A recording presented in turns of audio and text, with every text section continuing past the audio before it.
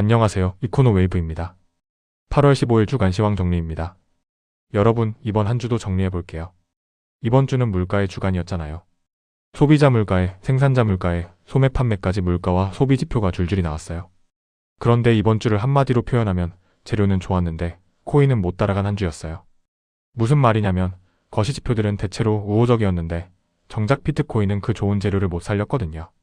오히려 주 후반에 밀렸어요. 왜 이런 일이 벌어졌을까요? 오늘은 이번 주 거시 지표들을 정리하고요. 그런데도 코인이 못 오른 이유와 그게 무슨 의미인지를 짚어드리겠습니다. 먼저 이번 주 거시 지표부터 하나씩 정리할게요. 가장 중요한 건 물가였어요. 수요일에 나온 소비자 물가가 전년 대비 3.4%였어요. 지난달 3.5%보다 내려왔고 예상에도 딱 맞았어요. 근원 물가도 2.5%로 지난달보다 내려갔어요. 그리고 목요일에 생산자 물가도 나왔어요. 이건 기업이 물건 만들 때 내는 가격이잖아요.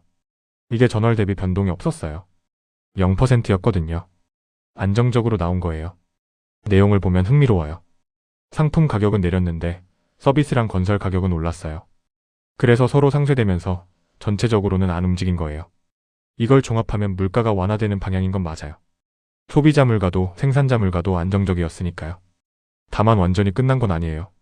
서비스 물가는 여전히 오르고 있고 근원 물가도 목표보다 높으니까요. 그러니까 물가가 잡혀가는 중이긴 한데 아직 완전히 잡힌 건 아닌 거죠. 두 번째 지표는 소비예요. 금요일에 소매 판매가 나왔어요. 사람들이 물건을 얼마나 샀는지 보여주는 지표죠. 그런데 이게 좀 약했어요. 전월 대비 마이너스 0.6%였거든요. 소비가 줄어든 거예요. 이게 무슨 의미냐면 사람들이 지갑을 살짝 닫기 시작했다는 거예요. 소비 모멘텀이 식는 신호죠. 자, 여기서 이걸 어떻게 봐야 할까요? 양면이 있어요. 한편으로는 소비가 식으면 경기가 둔화되니까 걱정스러운 신호예요.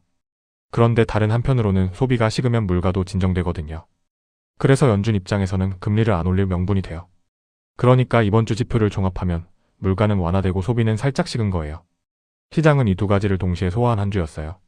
물가 완화라는 좋은 소식과 성장 둔화라는 걱정을 같이 받아들인 거죠. 세 번째로 볼 게 유가예요. 우리가 몇 주째 추적한 그거 이번 주에 유가가 진정됐어요. 브렌트 유가 87달러대로 내려왔어요. 2% 넘게 빠진 거예요. 이게 왜 중요하냐면 우리가 계속 이야기했잖아요. 이란이 유가를 결정하고 유가가 물가를 결정한다고요. 그런데 이번 주에 유가가 진정되면서 인플레 부담을 덜어준 거예요. 기름값이 내리면 물가 상승 압력이 줄어드니까요. 그러니까 이번 주 물가가 좋았던 데는 이 유가 진정도 한몫한 거예요. 다만 여기서도 방심은 금물이에요. 우리가 지난번에 봤듯이 호르무즈 해협 문제가 여전히 살아있잖아요. 지금은 잠깐 유가가 내렸지만 중동이 다시 불안해지면 언제든 다시 튈 수 있어요. 그래도 이번 주만큼은 유가가 시장을 도와준 거예요. 자, 이렇게 재료가 좋으니까요. 주식은 어떻게 됐을까요? 강했어요. 물가는 완화되고 유가도 진정되니까요. 주식시장이 반겼어요. S&P 500이 0.7% 올랐고 나스닥도 0.8% 올랐어요. 거의 사상 최고 수준까지 갔어요. 그리고 금리도 봐야 해요. 미국 10년물 국채금리가 내렸다는 건 시장이 긴축 걱정을 덜었다는 거예요. 그래서 시장에서 보는 9월 금리 인상 확률이 35%까지 내려왔어요.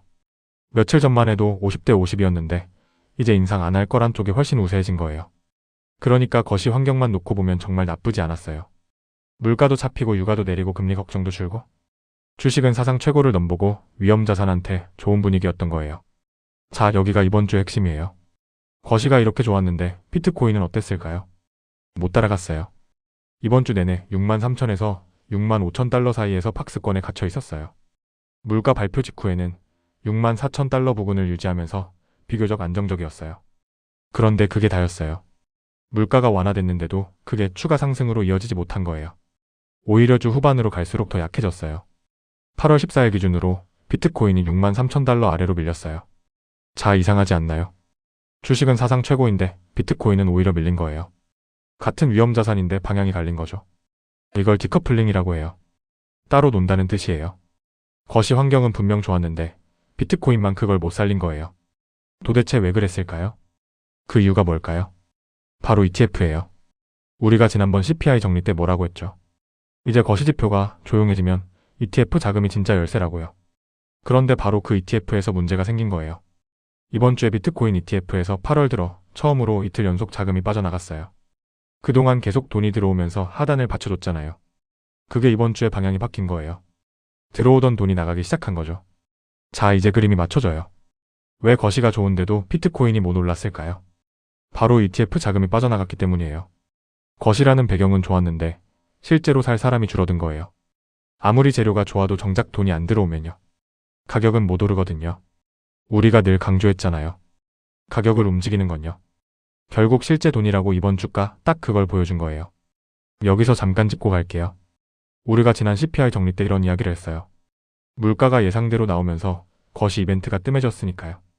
이제 ETF 자금이 진짜 열쇠가 됐다고, 그리고 실제로 이번 주에 그게 증명됐어요. 거시는 좋았는데 ETF에서 자금이 빠지니까요. 비트코인이 못 올랐잖아요. 우리 예측이 맞은 거예요. 이게 왜 중요하냐면 앞으로도 이 관점이 계속 유효하다는 거예요. 지금처럼 거시가 조용한 국면에서는 물가 숫자 하나하나보다 ETF에 돈이 들어오는지를 봐야 한다는 거예요. 그러니까 여러분도 앞으로 뉴스를 볼 때 물가가 어떻다더라 하는 것보다 ETF에 돈이 들어왔다 나갔다 하는 걸 더 주목해서 보세요. 그게 지금 국면에서는 더 정확한 신호니까요. 그리고 이번 주에 비트코인보다 더 약한 게 있었어요. 바로 알트코인이에요. 비트코인은 그래도 63,000달러 근처에서 버텼는데 알트코인은 더 취약했어요. 전체적으로 방어적인 장세였는데요. 그 안에서도 알트코인이 더 부진했던 거예요. 왜 그럴까요? 몇 가지 이유가 있어요. 첫 번째는 규제 불확실성이에요. 클래리티 법안이 9월로 밀렸잖아요. 그러면서 규제가 언제 명확해질지가 계속 불투명한 거예요. 특히 토큰화 관련 종목들이 이 영향을 크게 받았어요. 두 번째는 개별 악재들이에요. 코인마다 각자의 악재가 겹치면서 더 약해진 거예요. 리플 같은 메이저 알트도 방향을 못 잡았어요. 그러니까 정리하면요. 이번 주는 전반적으로 방어적이었는데 그 강도가 알트코인으로 갈수록 심했던 거예요. 우리가 계속 이야기했죠. 클래리티 지어는 비트코인보다 알트코인한테 더 아프다고요. 이번 주가 그걸 다시 보여준 거예요. 자, 그럼 지금 상황을 어떻게 볼까요? 정리해 볼게요. 지금은 좀 묘한 국면이에요. 거시 환경은 우호적인데 코인 시장의 매수가 약한 거예요. 이걸 어떻게 해석해야 할까요? 두 가지 관점이 있어요. 먼저 걱정스러운 관점이에요. 거시가 이렇게 좋은데도 못 오른다는 건 그만큼 매수 힘이 약하다는 거예요. 호재에도 안 오르면 악재가 오면 더 밀릴 수 있으니까요. 반대로 긍정적인 관점도 있어요. 지금 안 오른 건 단지 잠깐 자금이 빠진 거지요. 거시라는 배경 자체는 좋잖아요. 그러니까 ETF 자금만 다시 들어오면 좋은 거시 환경을 등에 업고 빠르게 반등할 수 있어요. 그러니까 지금은 방향을 단정하기 어려운 구간이에요. 거시라는 좋은 배경 위에서 자금이 다시 들어오길 기다리는 그런 상태인 거죠. 핵심은 결국 ETF 자금이에요. 이게 다시 들어오느냐 마느냐가 방향을 결정할 거예요. 자, 오늘 이야기를 정리하면서 앞으로 뭘 봐야 하는지 짚어드릴게요. 첫 번째는 역시 ETF 자금이에요. 가장 중요해요. 이틀 연속 빠진 자금이 다시 들어오는지가 관건이에요. 이게 방향을 결정해요. 두 번째는 63,000달러예요. 이 지지선을 지키는지 여기가 뚫리면 더 밀릴 수 있어요. 세 번째는 잭슨홀이에요. 이제 이게 다음 큰 이벤트예요. 8월 하순에 연준에 큰 그림이 나오니까요. 여기서 방향이 잡힐 수 있어요. 네 번째는 비트코인보다 약한 알트가 더 밀리는지 버티는지 확인해야 해요. 다섯 번째는 유가랑 호르무즈예요. 지금 진정됐는데 다시 불안해지는지를 봐야 해요. 핵심만 정리할게요. 이번 주는 거시 지표가 좋았어요. 물가는 완화되고 유가도 진정되고 주식은 사상 최고를 넘봤어요. 그런데 비트코인은 못 따라갔어요. 63,000에서 65,000에 갇혀 있다가 주 후반엔 오히려 밀렸어요. 이유는 ETF 자금이 빠졌기 때문이에요. 우리가 열쇠라고 한 그 자금이 이틀 연속 빠져나간 거예요. 그러니까 앞으로는 거시보다 ETF 자금을 봐야 해요. 이번 한 주를 한 문장으로 정리해드릴게요.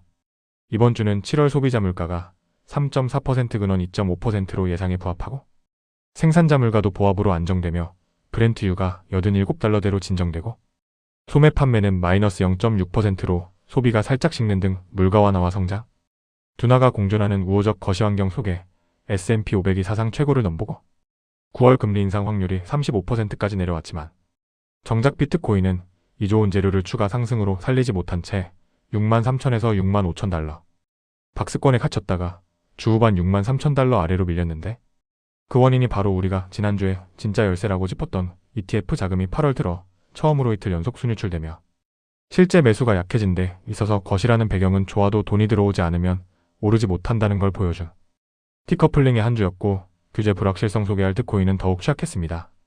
재료는 좋았는데 코인이 못 따라갔어요. 이제 물가보다 ETF 자금이 진짜 열쇠예요. 여러분은 다음 주에 ETF 자금이 다시 들어올 거라고 보시나요? 아니면 유출이 계속될 거라고 보시나요? 댓글로 여러분의 예측을 남겨주세요.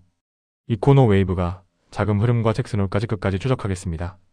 아직 구독하지 않으셨다면 지금 구독을 눌러주세요. 좋아요와 구독을 눌러주시면 누구보다 빠르게 새로운 정보를 받아보실 수 있습니다. 이코노 웨이브였습니다. 감사합니다.